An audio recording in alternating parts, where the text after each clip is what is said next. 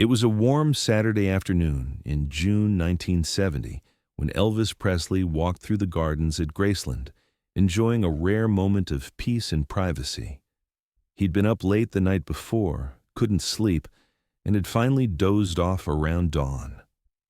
Now, at 2 p.m., he was awake and restless, walking the grounds of his estate, thinking about nothing in particular.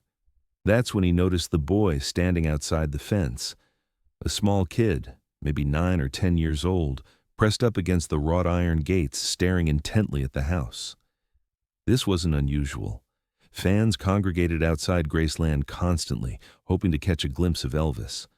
But this kid was alone, no parents visible, and something about his posture suggested he wasn't just a casual fan hoping for an autograph. Elvis walked over to the fence. "Hey there," he called out. "You looking for someone?" The boy's eyes went wide. He opened his mouth to respond, but what came out was a painful struggle. The boy's face contorted with effort, his whole body tensing as he tried to force words out. What was? He stopped, frustrated and embarrassed, tears forming in his eyes. Elvis had seen stuttering before, but nothing this severe. The boy was clearly intelligent, clearly had something to say, but the words were trapped, unable to escape past whatever neurological barrier was blocking them. "Take your time," Elvis said gently. "No rush. I'm not going anywhere." The boy tried again, his face red with effort. I wanted to see you." It took nearly a full minute for the boy to get those 6 words out. By the end, he was crying from frustration, ashamed of his inability to speak normally. Elvis felt something break open in his chest. This kid had probably walked here alone, probably worked up the courage for hours or days to come to Graceland, and now he couldn't even introduce himself without struggling through every syllable. "What's your name?" Elvis asked. The boy took a deep breath. Tommy R. Reed." "Well, Tommy Reed, I'm Elvis, but I guess you already knew that." Elvis smiled. "You live around here?" Tommy nodded, then pointed down the street. Pointing was easier than speaking. Elvis stood there for a moment, thinking. Then he made a decision that would change Tommy Reed's life forever. "Tommy, you want to come inside? See Graceland?" Tommy's eyes went impossibly wide. He nodded so vigorously his whole body shook. Elvis called to the security guard. "Let this young man in. He's my guest." The guard looked skeptical, but opened the gate. Tommy walked through cautiously, like he was entering sacred ground. Up close, Elvis could see the boy was thin, wearing clothes that had been washed many times, shoes that were a bit too small. Not poverty, but not prosperity either. Elvis led Tommy through the gardens toward the house. "You like music, Tommy?" Tommy nodded enthusiastically. "You got a favorite song of mine?" Tommy opened his mouth to answer, struggled for a moment, then gave up and just shrugged, frustrated. They walked in silence for a bit. Then Elvis heard something that made him stop. Tommy was humming under his breath, quietly, almost unconsciously, humming the melody to "Can't Help Falling in Love." "That one's your favorite?" Elvis asked. Tommy nodded. "You know the words?" Another nod. "Sing it for me." Tommy looked terrified. He shook his head violently. "Come on," Elvis encouraged. "Just try. Just the first line. I won't laugh. I promise." Tommy took a shaky breath. Then, hesitantly, he began to sing. "We wise men say," but something happened when Tommy sang. The stutter was there for the first few words, but it was less severe. And as he continued, as the melody took over, the stuttering diminished even more. "Only fools rush in." The words came out smoothly, clearly, without the painful blocking that characterized his speaking. Elvis listened, stunned. Tommy kept singing, his voice gaining confidence. "But I can't help falling in love with you." When Tommy finished the first verse, he looked up at Elvis with wonder in his eyes. He'd just sung an entire verse with minimal stuttering, something he could never do when speaking. "Did you hear that?" Elvis asked. "You just sang a whole verse almost perfectly. How does your mouth feel when you sing versus when you talk?" Tommy thought about it, then spoke carefully, trying to articulate something he'd never put into words. "When I sing, the words flow, like they're already there, waiting. When I talk, I have to make each word. Elvis had stumbled onto something that speech pathologists were just beginning to understand in 1970, that many people who stutter severely when speaking can sing fluently. The rhythmic, melodic structure of music provides a different neural pathway for language production, bypassing whatever mechanism causes the stutter. But Elvis didn't know the science. He just knew that this boy could sing what he couldn't say. And Elvis, whose entire life had been transformed by music, recognized the potential of that immediately. "Tommy, come with me," Elvis said, leading the boy into Graceland. Inside the mansion, Elvis took Tommy to the music room, a space filled with instruments, records, and audio equipment. Elvis sat down at the piano. "We're going to do an experiment," Elvis said. "I'm going to play songs, and you're going to sing with me, and we're going to see how many songs you can get through without stuttering. Sound good?" Tommy nodded, still overwhelmed by being inside Graceland, inside Elvis Presley's home, about to sing with Elvis Presley. They started with "Can't Help Falling in Love," the song Tommy had been humming. Elvis played piano while Tommy sang along. The first verse was a bit rocky, some stuttering on the initial words, but by the second verse, Tommy was flowing, the words coming easily, naturally. Then they tried "Love Me Tender." Tommy sang it beautifully, barely a trace of his stutter. Then, "Hound Dog," "Jailhouse Rock," "Don't Be Cruel." Song after song, Tommy sang with increasing confidence, his stutter fading into the background, replaced by clear, fluent lyrics. Hours passed.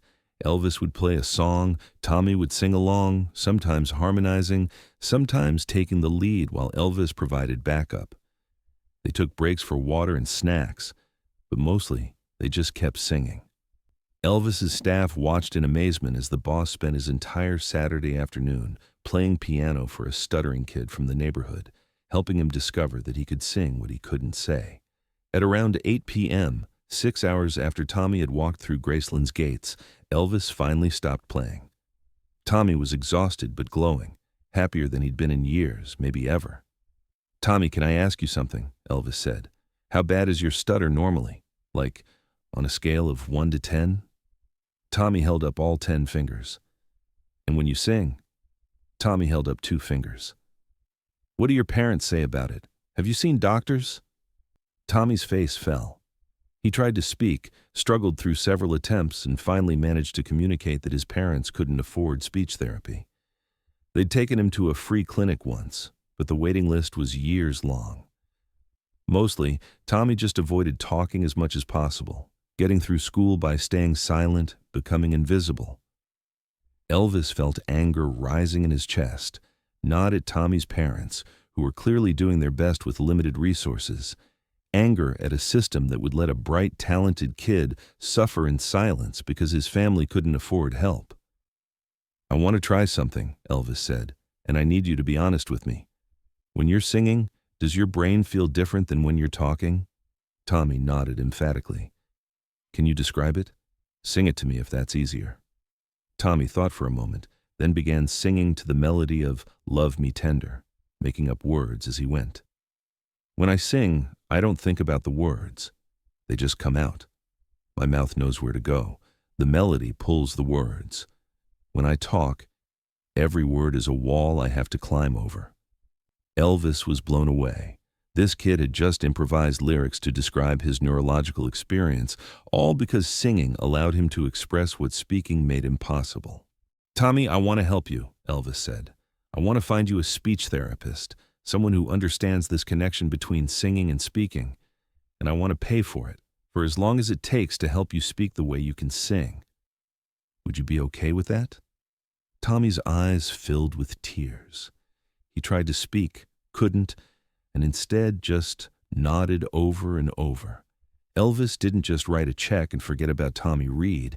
He got personally involved, using his connections to find the best speech pathologists in Memphis, specifically looking for someone who understood music therapy and its applications to stuttering. He found Dr. Sarah Chen, a young speech pathologist at the University of Memphis who was pioneering work in melodic intonation therapy, using musical patterns to help people with speech disorders. When Elvis called her, she almost didn't believe it was really him. "Dr. Chen, I've got a kid who stutters severely when he talks but can sing almost perfectly. I want to hire you to work with him to figure out if we can use his singing ability to help him speak." Dr. Chen had been researching exactly this phenomenon. She agreed immediately, excited by the opportunity to work intensively with a patient and intrigued by Elvis's personal involvement. Tommy began therapy 3 times a week. The approach was exactly what Elvis had intuited, using singing and rhythmic speech to create new neural pathways for language production.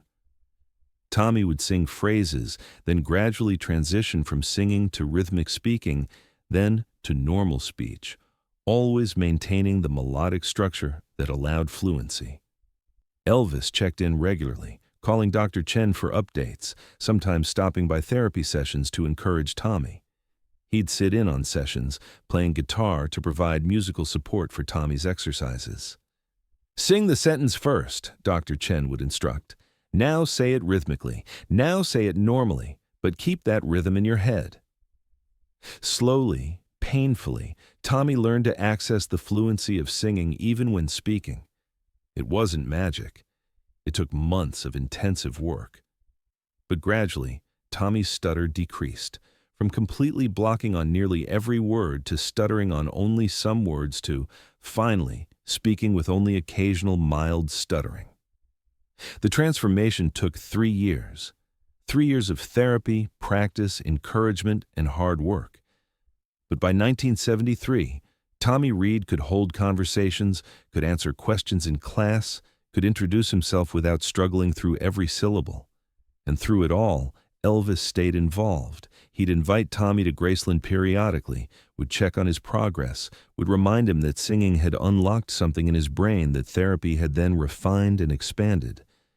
Tommy Reed grew up to become a speech pathologist himself, specializing in working with children who stutter. He pioneered the use of music therapy in his practice, directly inspired by his own experience with Elvis.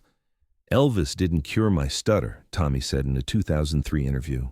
"Dr. Chen and years of hard work did that, but Elvis showed me it was possible. He showed me that inside my broken speech was fluent communication waiting to get out. He gave me hope when I had none."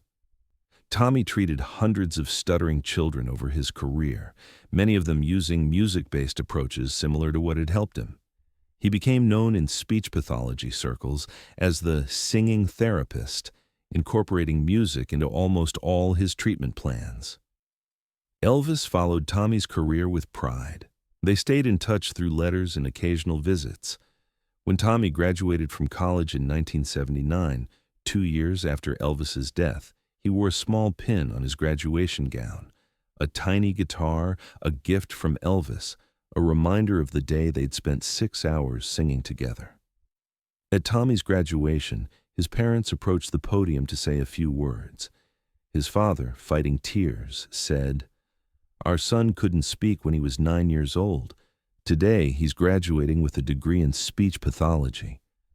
That's because Elvis Presley heard him humming outside Graceland and decided to spend 6 hours teaching him he could sing what he couldn't say. Elvis gave us our son's voice back." The story of Elvis and Tommy Reed became an inspiration in the speech pathology community. Dr. Sarah Chen, who'd worked with Tommy, published several papers about music therapy and stuttering, crediting Elvis's instinctive understanding of the connection as the catalyst for her research. Music therapy for stuttering became more mainstream in the 1980s and 1990s, helping thousands of people access fluent speech through melodic pathways. While Elvis didn't invent the technique, his intervention with Tommy Reed had helped bring attention to its potential. "I was 9 years old, standing outside Graceland, unable to say my own name without crying from frustration," Tommy said. "Elvis could have ignored me, could have signed an autograph and sent me away. Instead, he spent 6 hours with me, teaching me that my voice was still there, just hiding behind the stutter. He didn't fix my stutter, but he fixed my belief that I was broken, and that made all the difference. Tommy died in 2019 at age 58 from cancer. His obituary mentioned his long career helping children with speech disorders, his pioneering work in music therapy, and the day Elvis Presley heard him humming and decided to change his life. The stutter Elvis fixed by singing with a 9-year-old for 6 hours reminds us that sometimes the most profound help we can offer isn't money or professional expertise. Sometimes it's time, attention, and the willingness to recognize potential where others see only problems. Elvis didn't need to spend his Saturday afternoon with Tommy Reed. He had a mansion full of things to do, friends to entertain, a life to live. But he saw a struggling kid and decided that helping him mattered more than anything else he could do that day. And in 6 hours of singing, Elvis planted a seed that would grow into a career, a life, a legacy of helping others. Tommy Reed's voice, unlocked by music and refined by therapy, went on to help hundreds of other children find their voices. And it all started because Elvis Presley heard a boy humming outside his fence and decided to listen.